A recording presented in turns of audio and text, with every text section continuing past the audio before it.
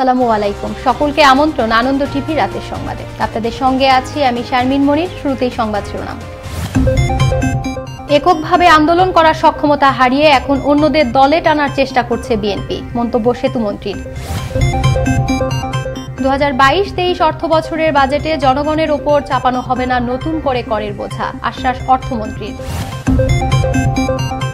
এবং ক্ষতিকর গেম বন্ধের রায় প্রত্যাহার চেয়ে প্রস্তুতকারী প্রতিষ্ঠানের করা আবেদন হাইকোর্টে খারিজ।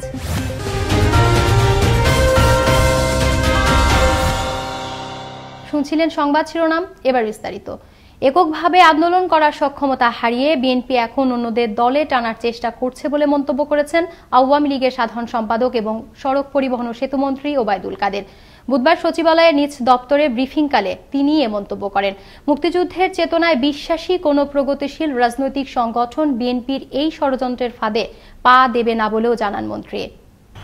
এককভাবে আন্দোলন করা সক্ষমতা হারিয়ে তারা এখন অন্যদের কাছে টানার চেষ্টা করছে, কিন্তু আমরা দৃঢ়ভাবে বিশ্বাস করি, মহান মুক্তিযুদ্ধের চেতনায় বিশ্বাসী এদেশের কোনো প্রগতিশীল রাজনৈতিক সংগঠন বিএনপির ষড়যন্ত্রের ফাঁদে পা দেবে না। বিবেকবান, শুভবুদ্ধি সম্পন্ন, গণতন্ত্রকামী, দেশপ্রেমী কোনো নেতৃত্ব গণতন্ত্রের হন্তারক বিএনপির নেতৃত্বাধীন উগ্র সাম্প্রদায়িক অপশক্তিকে সমর্থন করবে না। যে দলের জন্ম অগণতান্ত্রিকভাবে, সেই দলের নেতারা যখন গণতন্ত্রের কথা বলে তখন সেটা হাস্যকর বলে মন্তব্য করেছেন তথ্যমন্ত্রী ডক্টর হাসান মাহমুদ। বুধবার দুপুরে সচিবালয়ে তথ্য অধিদপ্তরের সম্মেলন কক্ষে ঢাকা রিপোর্টার্স ইউনিটির নবনির্বাচিত কমিটির সদস্যদের সঙ্গে মত বিনিময়কালে তিনি এ মন্তব্য করেন। এর আগে ঢাকা রিপোর্টার্স ইউনিটির নবনির্বাচিত কমিটিকে অভিনন্দন জানান তথ্যমন্ত্রী। নিউ মার্কেট ও ঢাকা কলেজ এলাকায় দুপক্ষের মধ্যে সংঘর্ষের ঘটনায় গুরুতর আহত শিক্ষার্থী মোশাররফ হোসেনের উন্নত চিকিৎসা নিশ্চিত করার জন্য প্রয়োজনীয় সব ব্যবস্থা করা হয়েছে বলে জানিয়েছেন শিক্ষামন্ত্রী ডাক্তার দীপু মনি। মঙ্গলবার রাতে রাজধানীর পান্থপথ স্কয়ার হাসপাতালে ঢাকা কলেজের শিক্ষার্থী মোশাররফ হোসেনকে দেখতে এসে তিনি একথা জানান।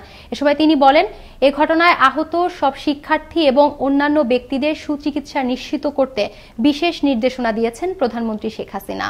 এটা খুবই দুঃখজনক, আমাদের কয়েকজন শিক্ষার্থী আহত হয়েছে, তো আমরা যারা আহত হয়েছে তাদের চিকিৎসার বিষয়গুলো আমরা দেখছি।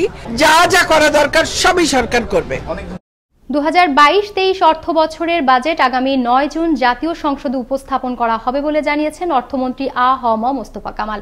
বুধবার সরকারি ক্রয় সংক্রান্ত ও অর্থনৈতিক বিষয় সংক্রান্ত মন্ত্রিসভা কমিটির বৈঠক শেষে ভার্চুয়াল সংবাদ সম্মেলনে সাংবাদিকদের সঙ্গে আলাপকালে তিনি একথা বলেন। এ সময় জীবনযাত্রার ব্যয় বিবেচনায় নিয়ে আগামী বাজেটে জনগণের ওপর নতুন করে করের বোঝা চাপানো হবে না বলেও আশ্বস্ত করেন তিনি। সকল অনলাইন প্ল্যাটফর্ম থেকে পাবজি বন্ধের রায় প্রত্যাহার চেয়ে পাবজি প্রস্তুতকারী প্রতিষ্ঠানের আবেদন খারিজ করে দিয়েছেন হাইকোর্ট। বুধবার বিচারপতি মুজিবুর রহমান মিয়া ও বিচারপতি খিজির হায়াতের হাইকোর্ট বেঞ্চ এই আদেশ দেন। এর আগে গেল বছরের 24 জুন সব অনলাইন প্ল্যাটফর্ম থেকে অবিলম্বে পাবজি ও ফ্রি ফায়ার সহ এ ধরনের সব ক্ষতিকর গেম বন্ধের নির্দেশ দেন হাইকোর্ট। নোয়াখালীর বেগমগঞ্জ উপজেলার হাজিপুরে শিশু তাসফিয়া আক্তার জান্নাত নিহতের ঘটনায় প্রধান আসামি রিমন সহ 5 জনকে গ্রেফতার করেছে র্যাব। মঙ্গলবার সন্ধ্যায় জেলার সুবর্ণচরের চরক্লাক এলাকা থেকে তাদের গ্রেফতার করা হয়। বুধবার দুপুরে নোয়াখালী বেগমগঞ্জ র্যাব 11 এর ক্যাম্পে অনুষ্ঠিত প্রেস ব্রিফিংয়ে এ তথ্য জানান র্যাবের আইন ও গণমাধ্যম শাখার পরিচালক কমান্ডার খন্দকার আল মঈন।